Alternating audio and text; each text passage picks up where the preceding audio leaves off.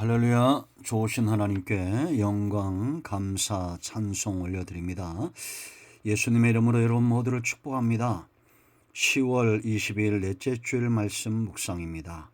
디모데전서 6장 11절로 21절 말씀을 네 번째 묵상합니다. 자, 기도하겠습니다. 영광과 감사와 찬송을 우리 하나님께 올려드립니다. 온 마음으로 하나님을 사랑하며 예배합니다. 주의 보혈을 의지하오니 우리의 모든 죄와 허물을 사하시고 주의 이름을 의지합니다. 하나님의 선하심과 인자하심 가운데 응답하여 주시옵소서. 하나님을 영화롭게 하고 주의 백성들을 사랑하며 복음에 붙들림 받고 말씀에 깊이 뿌리 내리는 귀한 하나님의 자녀로서의 삶을 살 수 있도록 은혜를 더하여 주시기를 원합니다. 거룩하고 복된 날 성전을 찾아 예배하고 영상을 통해서 말씀을 사모하며 이 말씀을 전하는 모든 주의 백성들을 축복하여 주시기를 원합니다. 말씀을 보내사 위경에서 건지신다 말씀하셨사오니 이 말씀을 듣는 자들이 살아나게 하시고 깨닫게 하시며 믿음에 서게 하옵소서. 종을 낮추시고 겸손하게 하시고 오직 말씀의 도구만 되기를 원합니다. 예수님의 이름으로 사모하며 기도합니다. 아멘. 자, 오늘은 14절 말씀부터 보겠습니다. 우리 주 예수 그리스도께서 나타나실 때까지 흠도 없고 책망받을 것도 없이 이 명령을 지키라. 기약이 이르면 하나님이 그의 나타나심을 보이시리니 하나님은 복되시고 유일하신 주권자이시며 만왕의 왕이시며 만주의 주시오. 오직 그에게만 죽지 아니함이 있고 가까이 가지 못할 빛에 거하시고 어떤 사람도 보지 못하였고 또 볼 수 없는 이시니 그에게 존귀와 영원한 권능을 돌릴지어다. 아멘. 마지막 20절입니다. 디모데야, 망령되고 헛된 말과 거짓된 지식의 반론을 피함으로 네게 부탁한 것을 지키라. 이것을 따르는 사람들이 있어 믿음에서 벗어났느니라. 은혜가 너희와 함께 있을지어다. 아멘. 이 마지막 부분을 우리가 지금 3시간에 걸쳐서 묵상했는데요. 새 주일, 네 번째 주일까지 지금 이 말씀이 오고 있습니다. 이제 마지막 5번째 명령 지키라. 이 말씀을 우리가 묵상할 필요가 있습니다. 우리가 피해야 되고 따라야 되고 싸워야 되고 취해야 되고 이 4가지 명령들을 살펴봤는데요. 여러분, 성도가 가장 복된 이유는 우리가 하나님의 사람이기 때문입니다. 하나님께 속한 사람, 어떤 나라에 속했느냐가 굉장히 중요하죠. 그러나 세상 나라는 어떤 나라라도 아무리 강대한 나라라도 반드시 사라지게 될 것입니다. 미국이란 나라가 지금도 6.25 전쟁 때 전사한 군인들을 찾는 것을 보세요. 우리나라도 이제 그 일을 하고 있죠. 약한 나라들은 상상할 수 없는 많은 일들을 강대국이 합니다. 그러면 하나님의 나라는 어떨까요? 우리가 하나님의 나라에 속해 있다면 3가지가 분명해지고 깊어지고 확신되어져야 됩니다. 바로 믿음과 소망과 사랑입니다. 우리를 이 믿음에서 성경이 말하는 하나님께서 우리 가운데 허락하고자 하는 믿음과 소망과 사랑에서 벗어나게 하는 것들을 피해야 되고 또 이러한 것들이 깊어지도록 하는 것에 대해서 우리가 따라야 되고 믿음의 선한 싸움을 싸워야 되고 취해야 됩니다. 영생을 취하라. 지난번에 이렇게 얘기했죠. 여러분, 영생은 거저 받는 거지만 하나님의 성령으로 인하여 완성되어집니다. 예수님의 구속의 역사를 완성시키는 분입니다. 그래서 성령이 우리 안에 거하시면 복음을 깨닫게 하고 오직 예수 외에는 복음이 없음을, 구원의 주가 없음을 분명히 하고 미혹을 이기는 힘을 주시고 모든 것을 깨닫게 하시고 가르치게 하시고 말씀을 생각나게 하시는 분입니다. 마지막으로 네 번째는 주 안에 거하게 하신다 그랬죠. 이 네 가지를 지켜야 될 이유들을 5가지를 살펴본데 이게 왜 중요하냐? 성도의 삶 가운데 정말 소중하고 가치 있는 것들이 무엇인가 오늘 이 본문을 통해서 우리가 깨닫게 되어 있습니다. 우리가 여러분 지킨다는 것은 그만큼 가치가 있고 소중한 것입니다. 이런 가치에 눈이 떠지는 사람들이 되어야 됩니다.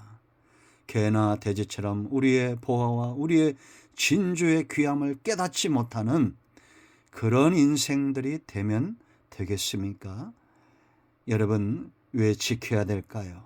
가장 중요한, 성도에게서 정말 중요한 첫 번째 이유가 있습니다. 13절 말씀 보면 하반절에 뭐라고 말합니까?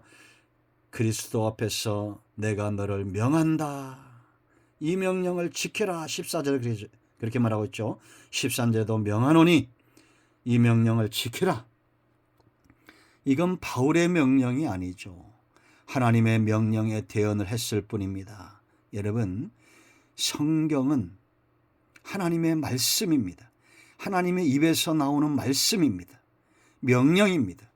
그대로 된다는 겁니다. 여러분, 우리가 말씀대로 살 때 이 말씀을 주장할 수 있습니다. 그대로 되는 축복을 누리는 겁니다. 세상에 수많은 사람들이 말을 하지만 그것을 지키는 자들이 얼마나 있습니까?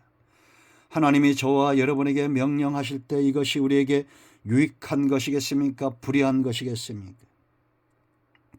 믿음에 서게 하고 소망은 분명해지며 사랑은 깊어지는 그런 명령입니다. 약속의 말씀대로 되어지는 겁니다. 이 명령을 지키는 저와 여러분이 되어야 될 줄로 믿습니다. 그런가 하면 중요한 두 번째 이유겠습니다. 왜 우리가 이러한 것들을 피하고 따르고 싸우고 취해야 될 것들을 지켜야 되느냐?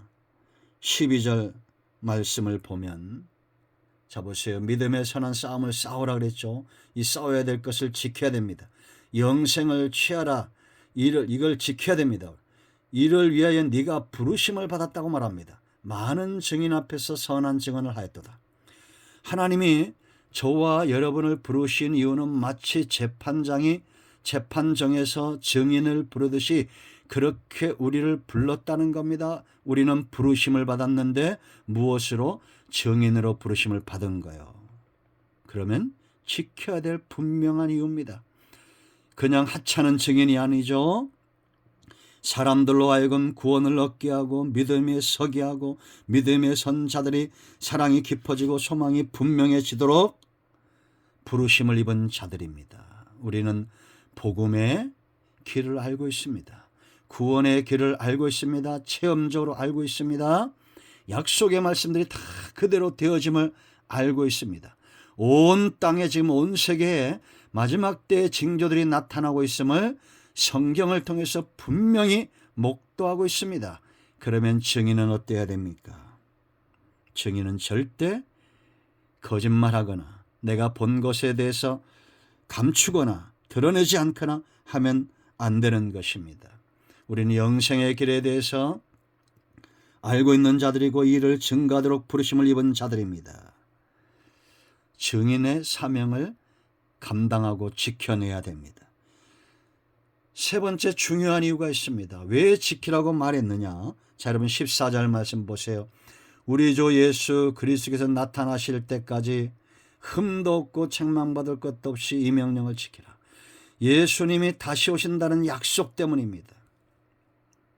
그 앞에 우리는 흠도 없고 책망받을 것이 당당히 서야 됩니다. 자, 여러분, 예수님이 구름 타고 오신다는 약속이 있죠. 사도행전 1장에 구름 타고 승천하셨습니다. 너희가 본 그대로 오신다고 약속하셨습니다. 여러분들이 이 약속을 믿습니까? 성경적인 믿음은 내 노력으로 믿는 것이 아니라 믿어지는 것이다 라고 말했습니다. 우리는 믿어집니다. 주님이 다시 오실 것이 믿어집니다. 보는 것보다도 듣는 것보다도 더 분명히 믿어집니다. 자, 여러분, 제가 여러 번 강조하지만 세상을 움직이는 가장 큰 힘은 진실입니다. 그런데 또한 힘이 뭐냐? 거짓입니다. 거짓말이 얼마나 많은 사람들에게 영향을 끼치고 있는가? 우리는 이단들을 보면 알 수 있어요. 신천지나 앙상홍이나 이런 이단들, 거짓의 힘입니다. 석가모니는 극락왕생이란 말을 하지 않았다고 그랬잖아요. 오직 예수 그리스도만이, 예수님만이 천국의 길을 말씀하셨고 감당하셨고 보여주셨고 우리를 위하여 있을 곳을 예비하시는 분입니다.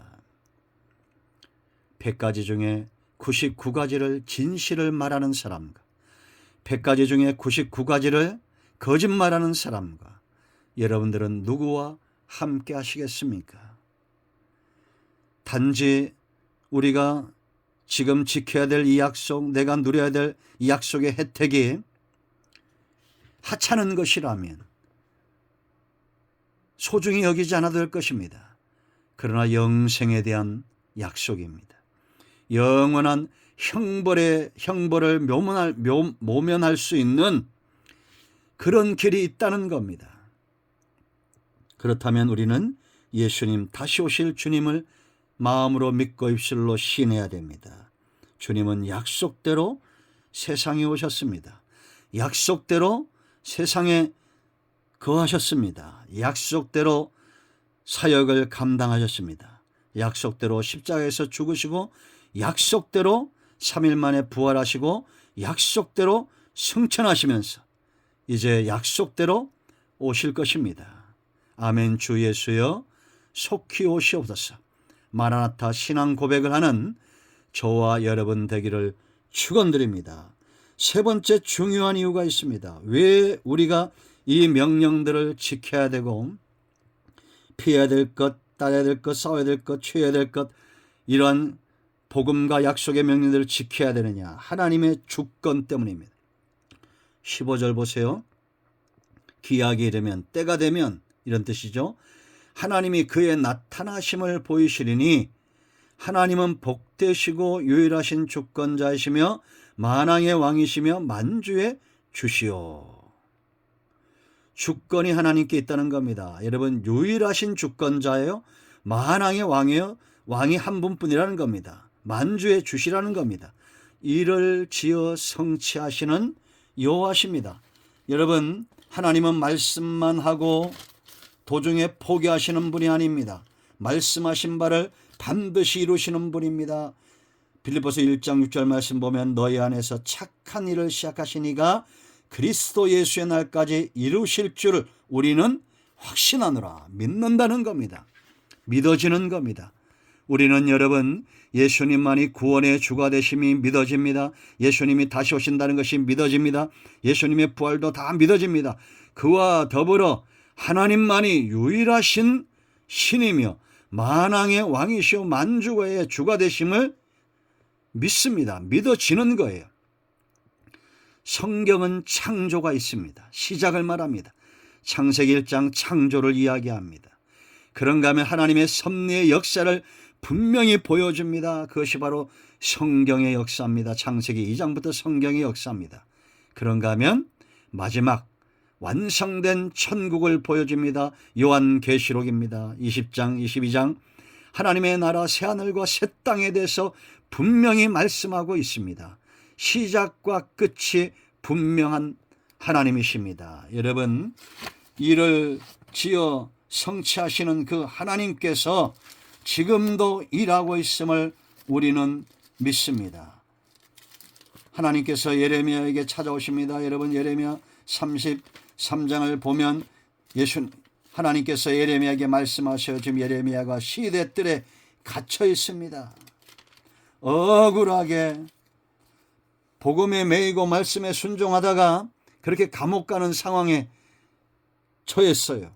그런데도 그때 하나님이 찾아오셔서 예레미야에게 말씀합니다. 33장 1절 말씀 보면 예레미야가 아직 시대뜰에 갇혀 있을 때 여호와의 말씀이 그에게 두 번째로 임하니라 이르시되 이를 행하시는 여호와 그것을 만들며 성취하시는 여호와 그랬습니다. 그의 이름을 여호와라는 이가 이같이 이르노라. 이름 중요하다 그랬죠. 성경에 가장 중요한 한 단어는 바로 여호와 하나님의 이름입니다. 하나님의 약속하심을 분명히 이루시겠다는 자기 이름을 건 맹세입니다. 하나님이 지금 에레미야뿐만 아니라 다시 오실 주님 하나님의 주권을 믿는 모든 세대의 성도들을 향해서 하나님의 이름을 걸고 약속하시는 겁니다. 나는 여호와다. 그 하나님이 이렇게 말합니다. 너는 내게 부르짖어 내가 네게 응답하겠고 네가 알지 못하는 크고 은밀한 일을 네게 보이리라. 아멘. 우리는 하나님의 주권을 믿습니다. 이 왕은 어떤 왕입니까? 이 주인은 어떤 주인입니까? 복되신 분입니다. 유일하신 분입니다. 우리를 해치는 분이 아닙니다. 창조와 구속의 역사를 온전히 이루실 하나님이십니다.